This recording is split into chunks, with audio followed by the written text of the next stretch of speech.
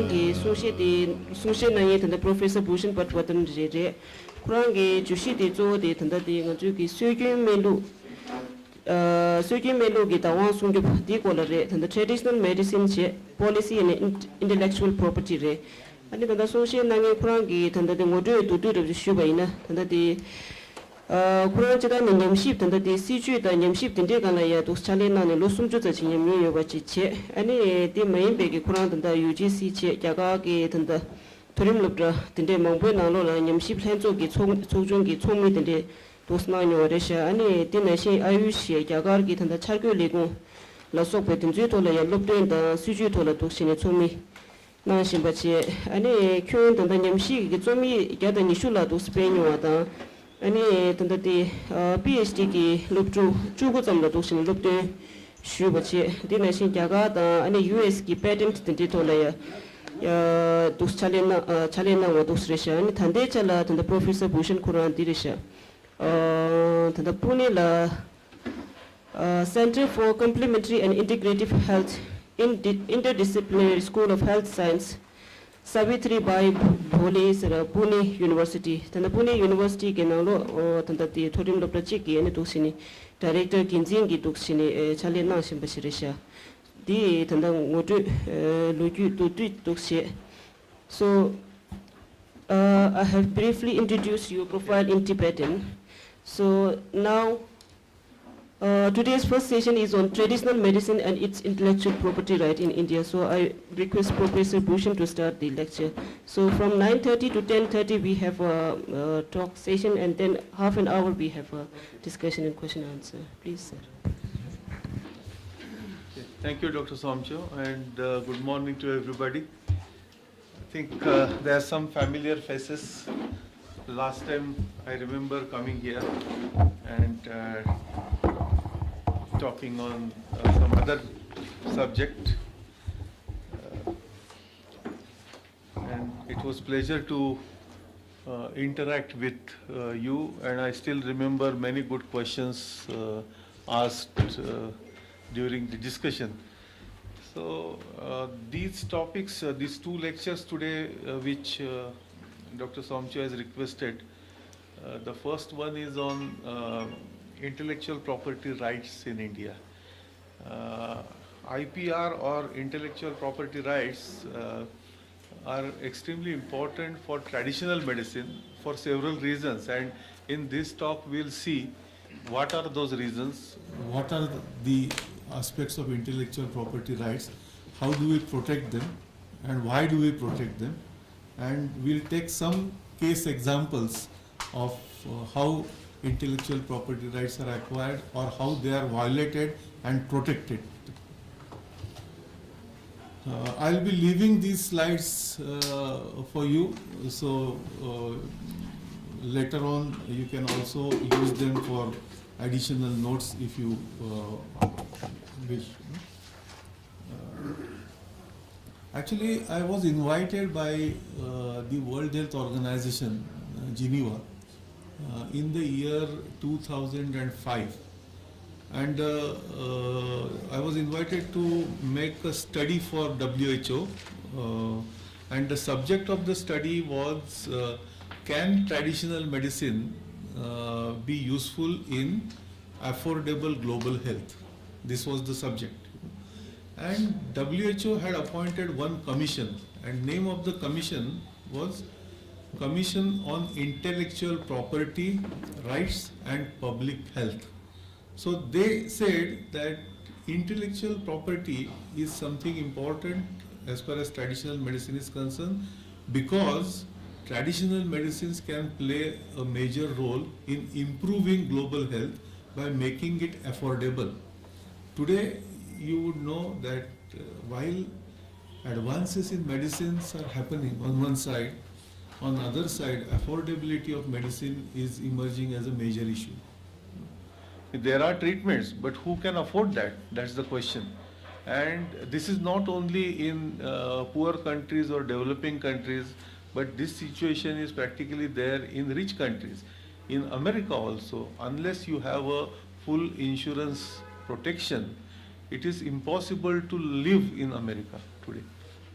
going to America without insurance is such a nightmare. Today you can't think of it.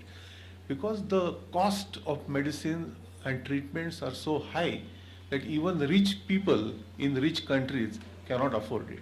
And so WHO thought that let's take a look at traditional medicine if we can have affordable global health through traditional medicine. And therefore this commission was established, and this commission offered various studies, and one of the study was on traditional medicine that was awarded to me.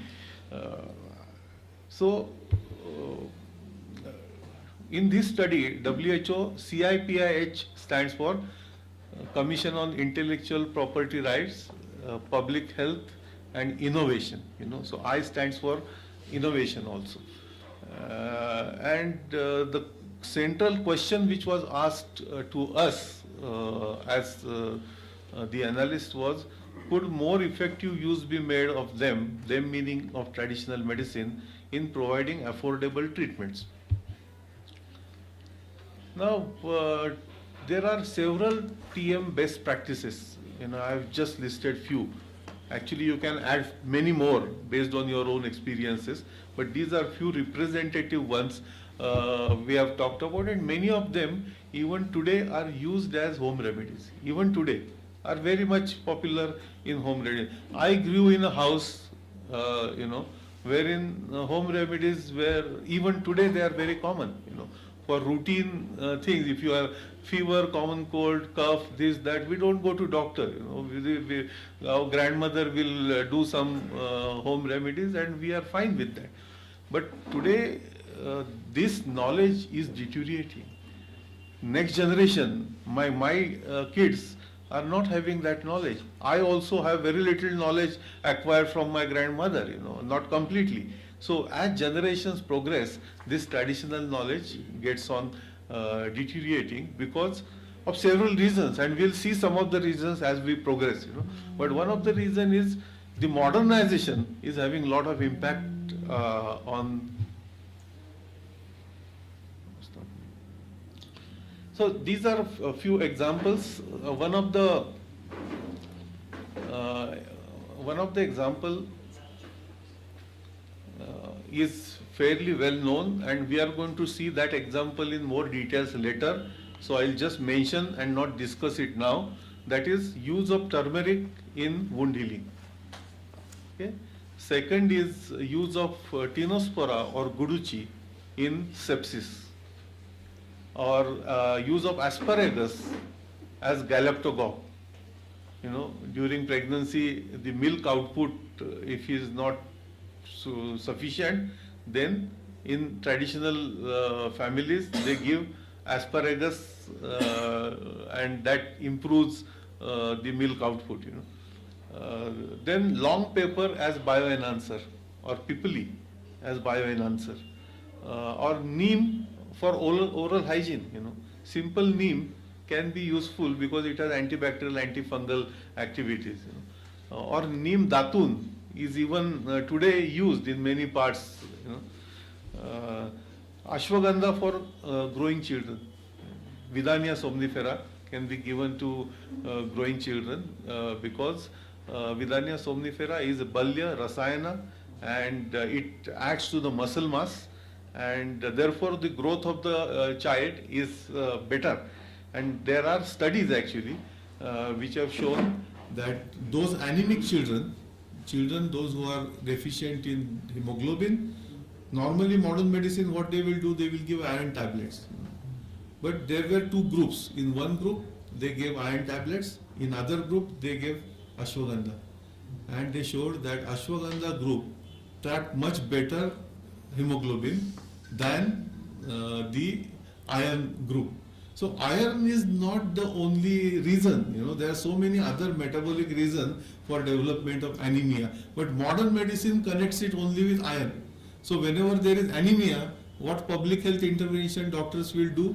They will give iron tablets, and people hate those iron tablets. People don't like iron tablets for several reasons, because it disturbs your mouth taste, your stool color becomes black. They don't like that, all that.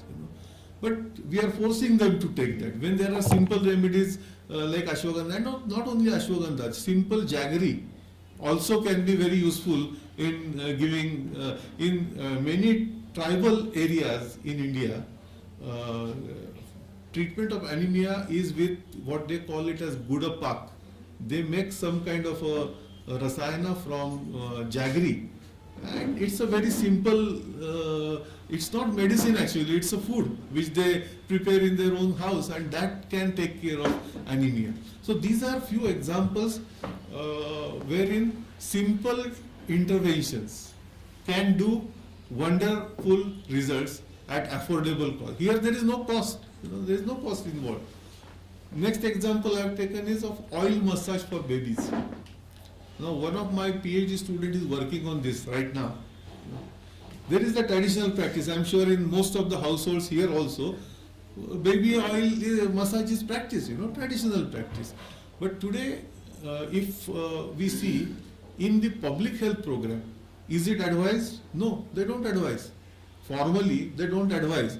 And why they don't advise? When it is good, when it is practiced, when it is good for healthy health of baby, for development, all that, and these benefits we see every day when baby is growing, But so we decided that for next 2 years we'll work on preparing the protocol, which is evidence based, which will show that, okay, this is the protocol. If you do massage with this oil for this time during this year, then this is what the effect is on baby. We'll measure effects on baby weight, all that. And we'll show that babies where this massage was not done in those families and babies where this massage was done, here is the difference in growth. This is what we'll try to show. And once we show that, then it becomes evidence-based intervention. What today we call it modern medicine as evidence-based medicine, because there is a scientific evidence to back what they say. And the most and common criticism that comes on traditional medicine is, where is evidence? Now, we cannot show evidence every time because we are practicing that in our clinics. How can we show evidence? But what we are practicing in our clinics, if we record it properly, document it properly, publish it properly, it becomes evidence. So that kind of evidence now globally is acceptable as evidence.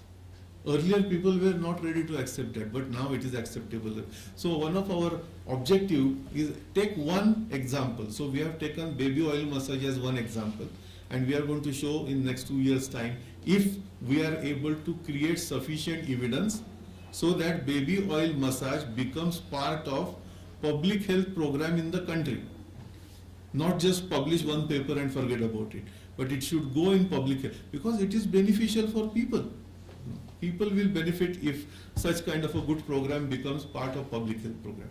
And the last one is yoga for cardiovascular disease. There are several studies also. A book written by Dean Ornish, Reversing the Cardiac Diseases, a very popular bestseller book.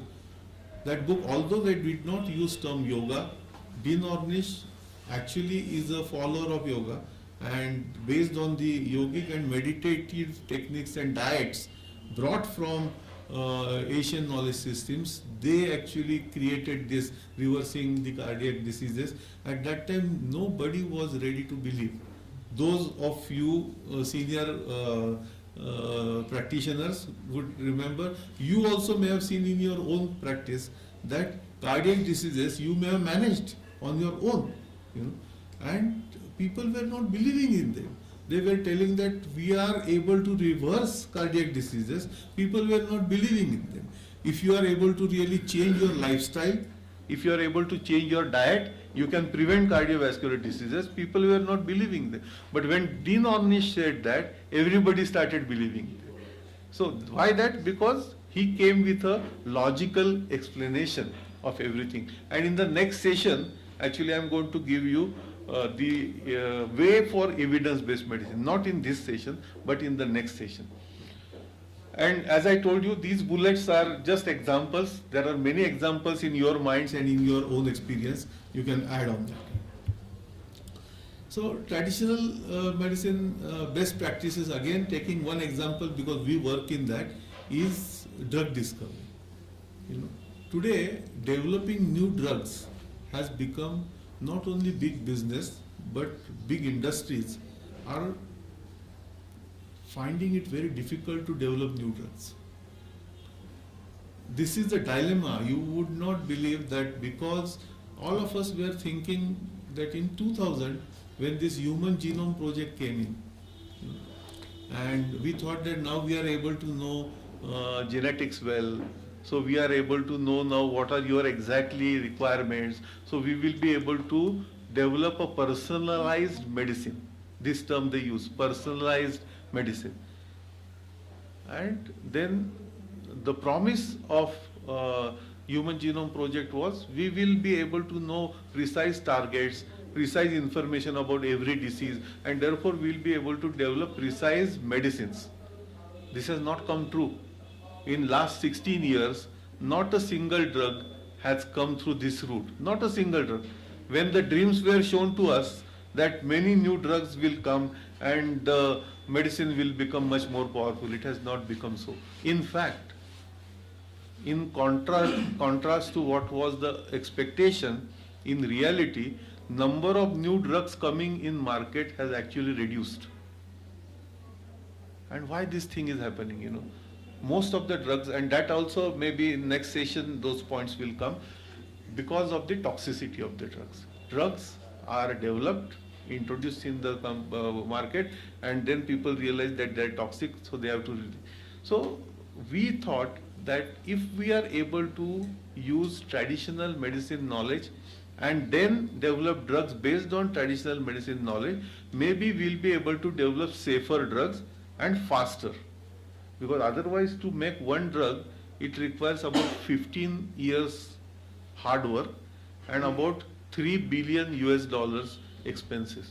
So it's a very big, expensive proposition. And after doing all that, if your drug fails, that means it's a nightmare for company. And many companies, you will see that during last decade, many companies have closed down. Many companies have been acquired by bigger companies. Many companies have merged together. That is merely to survive. It is very difficult for pharmaceutical companies today to survive.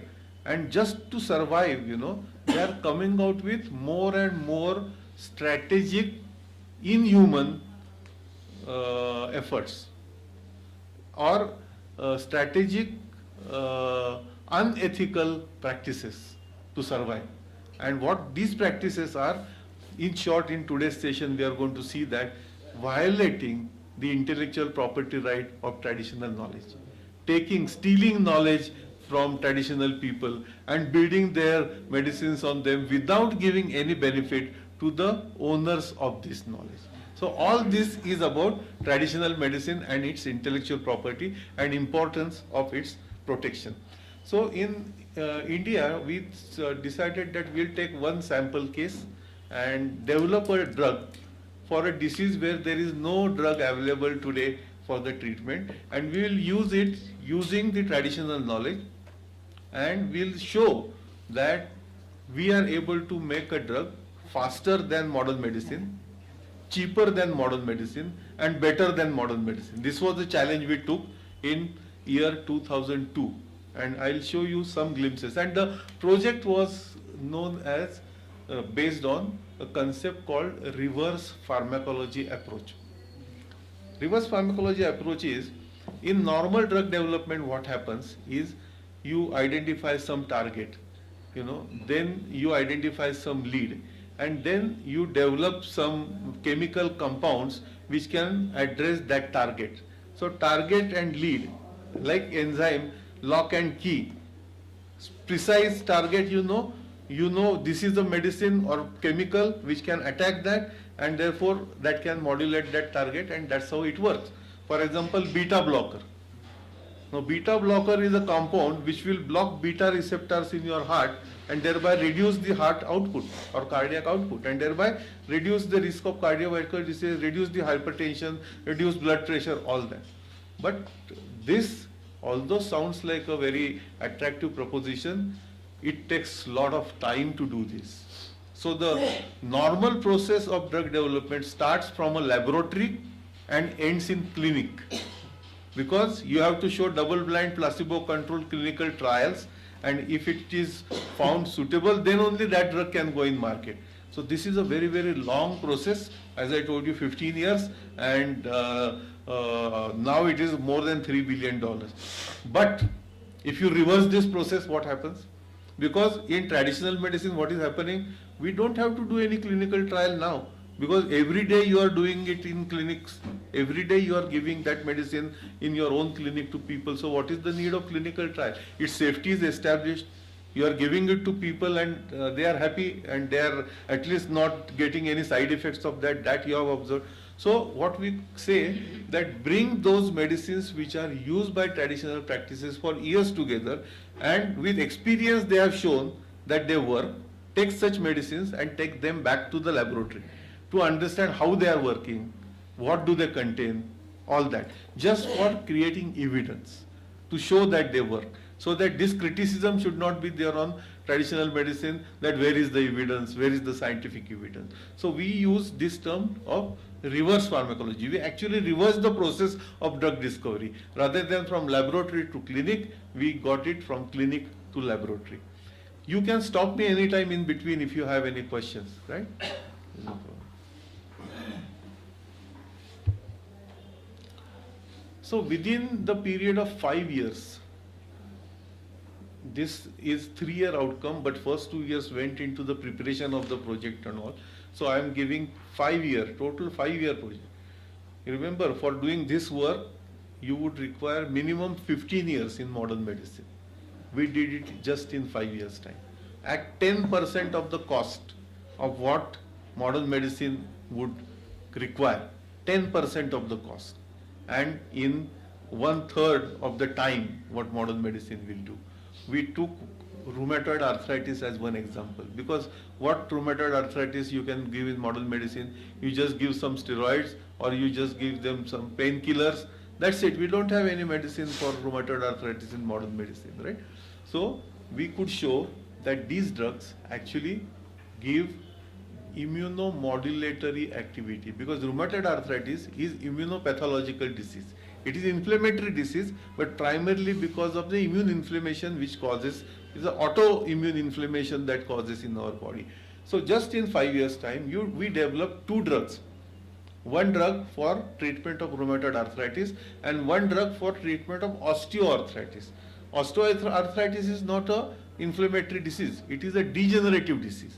As you grow old, osteoarthritis is natural phenomena.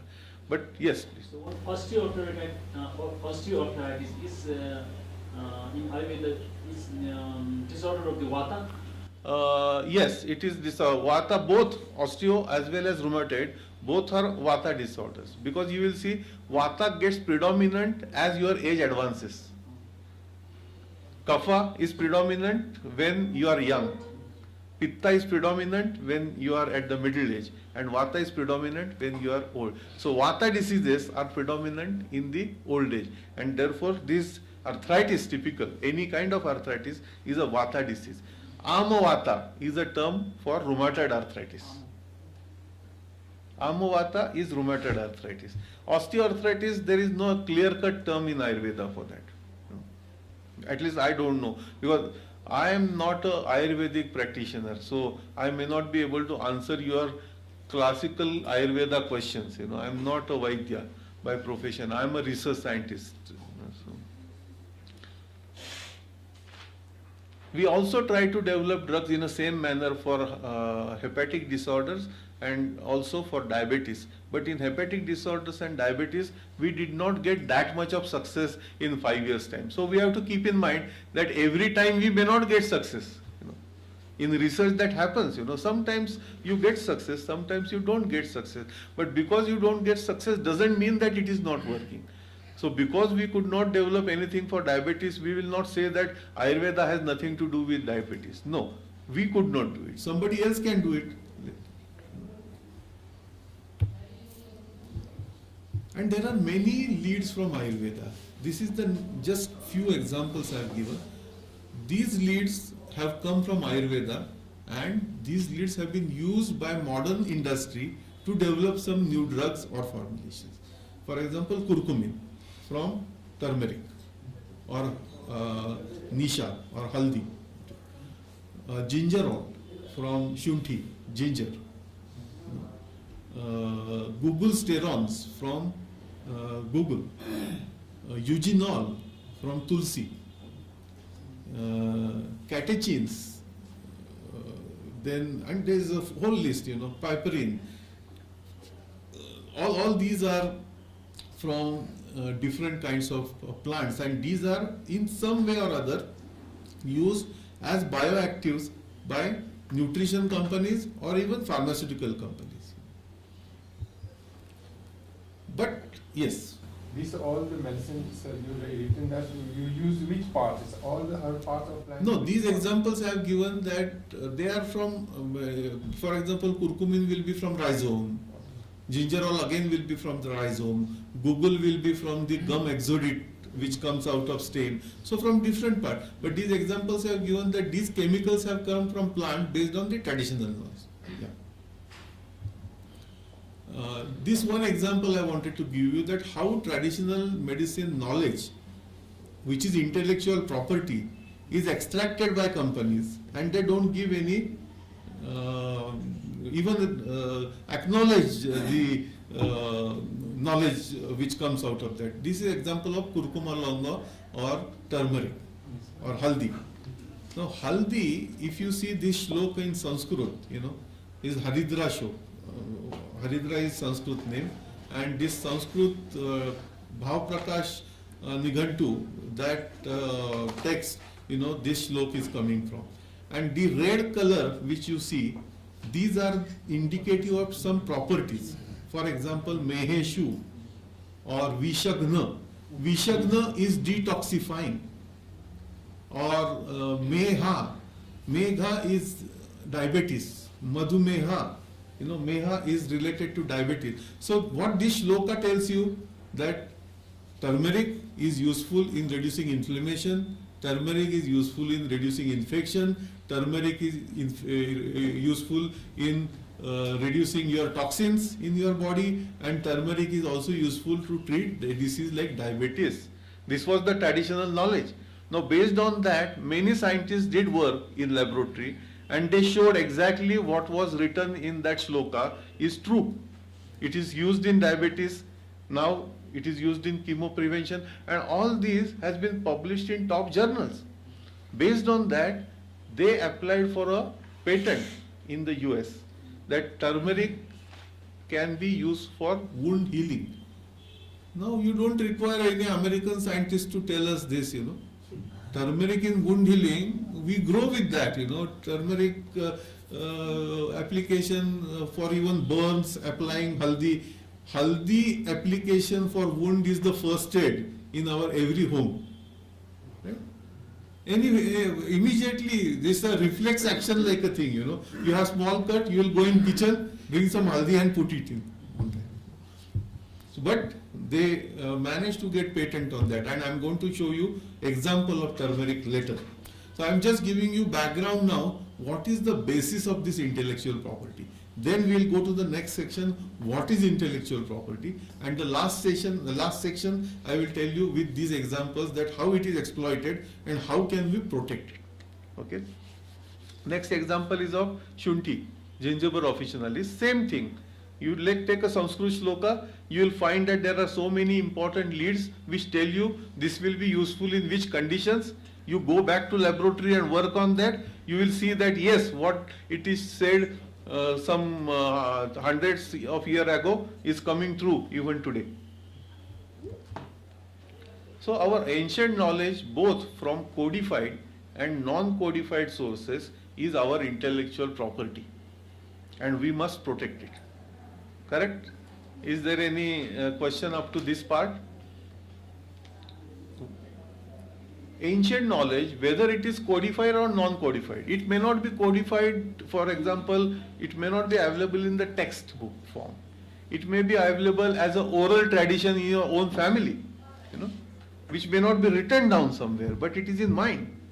But so whether it is in mind or whether it is in book, it is your property, it is your intellectual property. And because it is your intellectual property, it is our right to protect it. That is about intellectual property right. Now we are talking about what is intellectual property right. Okay. So intellectual property is a